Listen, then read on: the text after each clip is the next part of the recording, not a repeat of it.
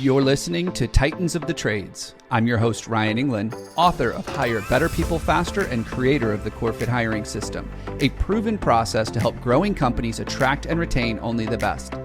I'm on a mission to revolutionize the perception of the trades and elevate it to new heights. After growing up in a blue-collar family, my passion for making the trades cool again runs deep.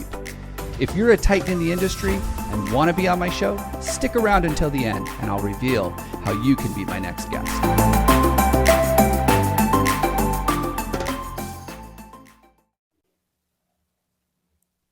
Welcome back to another episode. I'm your host, Ryan England, and today's guest is transforming, re-engineering, disrupting the construction space. And I'm so excited to talk to Mike Kaeding with Norhart. What they're doing to create affordable housing for everybody is just incredible. Mike, welcome to the show. Hey, thanks for having me. So tell me, what is this myth? What's this thing that we believe about construction that you're like, nah, it's not true, and I'm going to prove it to you?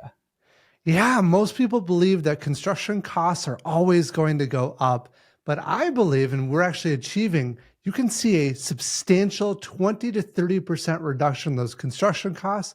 And someday we think we can achieve a 50% reduction.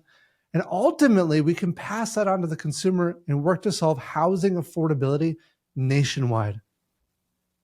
Well, I think the obvious question is, how can you do that? Like, what are some, you don't have to give all the trade secrets, but what are some of the things that most people are missing, most contractors are missing, and they're not realizing that there's opportunities to save costs and pass that on? At a really simple high level, if you look at other industries like manufacturing, over the past 60 years, they've improved labor productivity by 760%. So if you can take the lessons learned from that industry and apply it to construction, you can see substantial improvement, because during that same time period, construction did nearly nothing, no improvement. They improved 10%, but basically nothing. Yeah. And so one of the first things we did to enable this transformation was to bring all of the work under one roof. So normally, as you know, the trades are very disparate. You have a different plumber, a different electrician, different carpenter, all coming together to work on one project. We brought all of that under one roof. Once we did that, so we have plumbers, electricians, HVAC, we have wall panel manufacturing, precast concrete, engineering, supply chain, everything under one roof. But once we did that, that unlocked us to start applying some revolutionary techniques. And I'll mention one. This is going to sound incredible. It's called the assembly line. No. I know, radical. It's so simple, right? But how in the world can you take a building and drive it down a line? Well, you can't. But what you can do is you can take the person and move them through the building. So right now, our teams shift through the building by one unit every 5 hours. So if you look at one of our new apartment buildings, every 5 hours, we have a brand new apartment unit completed. And that one technique alone might take a project that would take 15 months and drive it down to 9. Wow. You know, I just was at an event the other night. So we do a lot of work in the steel industry. There's a bunch of steel erectors and fabricators getting together and basically talking to each other about how do we improve the work that we do, the industry and everything else. And the one story that I remember from this was they're like, how is it that people don't understand that you can't send the mechanical guy in if I'm still putting up the trusses? Like, stuff will fall on him. You can't do that. And they realize that, well, they're not talking. Like, people aren't communicating. They're not listening. They're not understanding the schedule. And so you send a mechanical guy while you're still working over his head. You can't do that. And what it ends up doing is it ends up slowing the job down. And now they get behind. Exactly. But if you control that whole process, I actually know where any one trade, any one individual will be in 9 months, down to the bedroom, in which unit, in which tower they'll be working. And you can only do that if you've coordinated the work at that really high level. But what's interesting is, because of this conflict you see between trades, you'll often get a trade like the drywallers who will say, I want everyone off of this floor. It's got to be cleared out and I've got to be able to come in, do my work and leave. What happens then is that floor. There's a big chunk of it that no work is being done. And if that happens in a lot of different trades all at once, you have a lot of dead space in buildings. So if you can coordinate that well, you have no dead space in any part of the building. It's all being worked on very efficiently, all right at once. So when your PM and superintendent are coordinating this, the guys they're talking to, they work for you. Yeah. They're following their orders from their boss. Whereas when you've got a whole bunch of subs on the job, they don't. And it makes it much more complicated. That's what I'm hearing you're saying. Is that right? Exactly. And before we did this, we'd have, subcontractors that would claim they'd be out tomorrow. They wouldn't be out for another week. What happens though is that shuts down everyone that follows behind them. Yeah. And so you're building in these buffers and systems in your infrastructure to handle that, but it just makes it inefficient. Yeah, we've seen that happen in some different communities where, if the concrete guy can't get out, the framer can't get started. And if the framer can't get started, the plumber's sitting there waiting, and so on and so on and so forth. And I've seen some of these people come together and say, hey, we've got to work together. The plumber and the framer and everybody's coming together to work together and say, hey, how can we do this more effectively? But really what they're looking at is not so much the building process, the construction process, but how do we recruit people? How do we bring more people into the trades? How do we get into the high schools as a team? So I see them collaborating in that sense, but what you're talking about seems pretty unique, pretty rare. Is that what you're finding? Oh, absolutely. It's hugely challenging. Elon Musk talks about how it's hard to build a car, but it is 10 to 100 to 1,000 times harder to build the system that builds that car. We're not focused on building buildings. We're focused on building the system, the manufacturing muscle to build buildings at scale.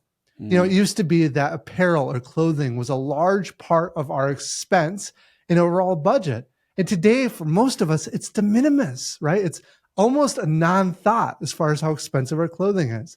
That only happened because the systems to build that clothing ended up becoming way more efficient and effective. And that's what we're doing. We're building that system. Wow. So I'm going to ask the dumb question. Why don't more people do this in the industry? It's risky and challenging. Well, first, it's really hard to do because you have to now learn plumbing, electrical, and HVAC. You've got to be able to manage all of that. Another key component to it, though, is you've got to keep the teams busy, right? So unless you have projects lined up, if you're working for other, GCs or what have you, you might run out of work. Now you got to lay that team off. So we're also the property manager. We go all the way to the end consumer. So we actually line up our projects for ourselves. And then as far as raising capital for all of it, part of it, we don't even have to raise capital because our expenses are low enough. We can cover it entirely with bank debt, which is almost unheard of in the industry. Wow. But on top of that, when we do raise equity capital, we go direct to the consumer again. So we've got this sort of consumer to consumer model that gives us a lot of control over the entire system that helps mitigate some of those risks where others have a real challenge dealing with them. Now, you've been in business 30 plus years. Is that right? Yeah. The company's been around for about 30 years. I've been full-time here for about 15. Okay. So at some point in time, and maybe you guys started with this mindset of manufacturing and creating the systems and putting in the effort there. But how did you overcome that challenge of, well, you're not going to keep everybody busy all the time? Yeah. I remember early on when I started, so this was originally a family business and my dad died young. So I became CEO quite early in my life. And I remember one of our plumbing contractors coming to me and saying, Mike, I know your dad just died. I know this is rough. I know we've been doing the same project for you guys over and over again, just small little buildings. But unfortunately, I'm going to have to triple the cost of your bid. It's like, what? I can't afford this. And we went and priced it out to other plumbing contractors. And it turned out, yeah, he was right. That's where the market was at. So I said, well, what else could we do? So I'm like, well, I can go to Amazon and buy some plumbing books. And I bought some plumbing books, started reading through it over the weekends and nights. And then we ended up finding a master plumber who was willing to work a little bit beside us. And we hired some apprentices on. We're like, we're going to do this. That was a smaller building, but it was a struggle. It was horribly hard. In fact, we did it worse than if we had done it with a subcontractor. But we learned. Yeah. And we found that after that year, we became better and less expensive. It got better and better and better with time. And that almost became a drug. Once we saw we could do it there, like, okay, I know it's painful, but let's try it in HVAC. Let's try it in electrical. Let's try it in drywall. Let's bring all of this under one roof. And that ball started rolling. Wow. So it's not as easy as it sounds, just vertically integrate and have all the trades, but it can be done. I think that's the moral of the story. It can be done. It might hurt a little bit. Now, you said you couldn't do it better. I have to ask, that first year, would it have been cheaper to pay the contractor? Absolutely. And that's one of the painful lessons I've learned through this process. Whenever you start something new, it will be worse before it is better. Mm-hmm. So you've got to have the capital and also the mental fortitude, because there'll be a lot of punches to the gut for that process to get through it so they can get to the opposite end. And maybe that's why a lot of people don't do it, because of how hard it is those first couple of years when you're trying something new. So you have very much a long-term thinking then. You're not thinking about how do I get through this year, or gosh, how do we get through this month, or even worse, how do we make payroll this week, which I know a lot of construction companies deal with that struggle. How do they break that cycle? You know, for me at least, my dad dying young really reminded me how short life really is. Right? We only live about 5,000 weeks here on Earth. And I often ask myself the question, how do I want to spend the minutes I have here on Earth? And for me, it's about making a more meaningful, positive impact in the world. And when you start to have that mindset of, I only get one life, what impact do I want to make? You start caring a lot less about the day-to-day problems. Yeah, that still hurts. I get punched in the gut all the freaking time. You just have to get used to it, right? But if your dream is that longer term vision, that can help you get through the short term ups and downs that happen. At least that's what's worked for me.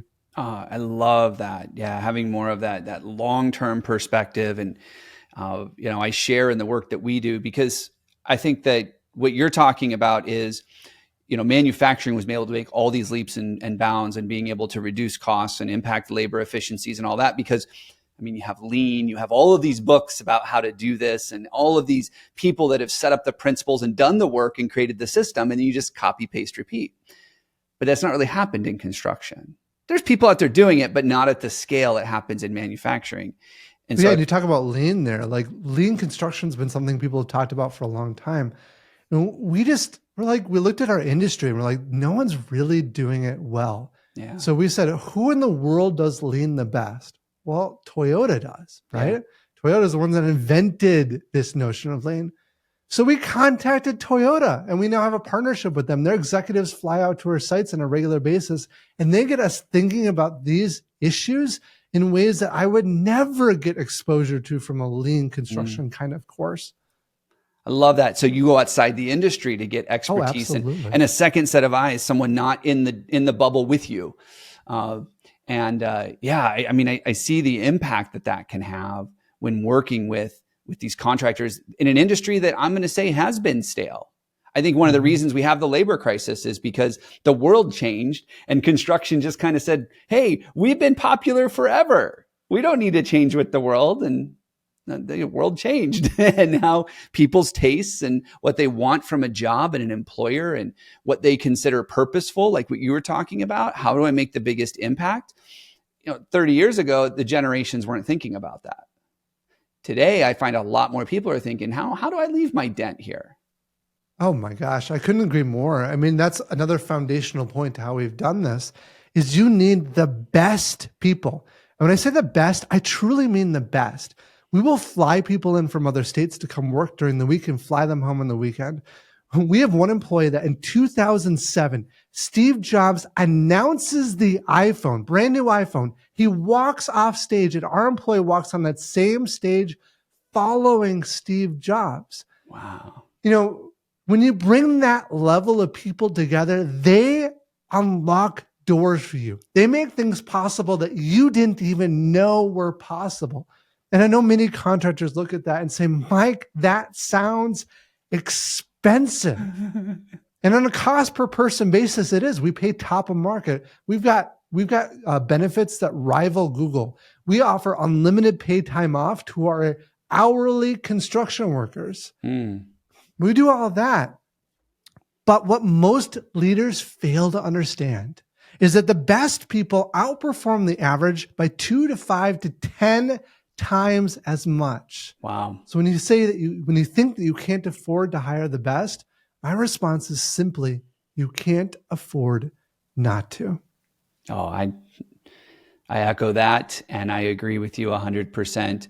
One A-player rockstar employee usually will outperform 2 or 3 mediocre employees, and they'll cause you less stress and less frustration and all the other things. So how do you make that shift? Let me ask this last question before we wrap up. How do you make that shift? So we have this belief that I got to have that rock star, that A player, that top of market, the best of the best employee like you're talking about, but I'm a lowly little contractor. No one, what could I use to lure them in?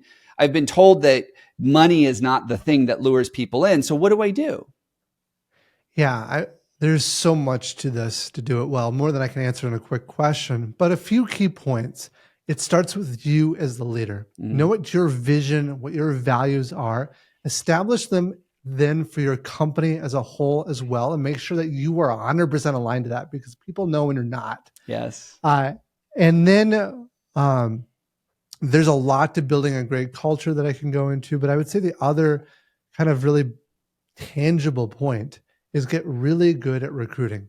If you think that just posting a post on Indeed means you're going to get good people, not at all. The best people aren't even looking for jobs. Yeah. So what we ended up doing is we ended up hiring an entire recruiting team in-house. We got like a dozen different recruiters, and they actually worked to identify everyone in our market that had the skill sets we were looking for, built relationships with them in advance, and then as jobs opened up, they tapped on that network to fill the positions that they had. And that's how we were able to fill it literally with the top of the market people. That's amazing. All things that we talk about with the CoreFit hiring system, the work we do over at Core Matters, is get that culture and be authentic, be real to it. Live that, because I see all the time, well, I have these values and purpose thing up on the wall. That's not really us. Everybody knows it, but they're there. We did the work. You did the easy part. The hard part is walking the walk. So, oh my gosh, Mike, so much great insight there, so much knowledge. I mean, I can just see you being a wealth of knowledge. I know you do a lot of podcasting. I mean, this thing could probably go for a couple hours and we'd still just be scratching the surface.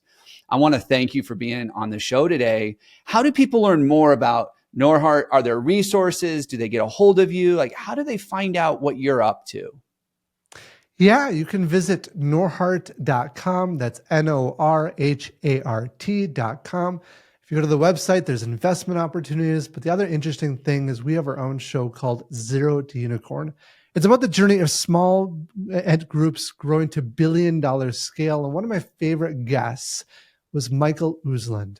He's the originator and executive producer of Batman. In fact, he's really the father of the modern superhero movie. And early on, he was able to pull a few investors together to buy the movie rights to Batman. And he thought this was a slam dunk, but it wasn't the case. People slammed the door in his face for 10 years before he was finally able to make that movie a reality. So we have a lot of fun guests on that podcast, and come join us there. I love that. Thank you so much, Mike, for taking time out of your day to record this episode with me. I know there's a ton of value that our listeners are going to get from it. Thank you. Yeah, thanks for having me.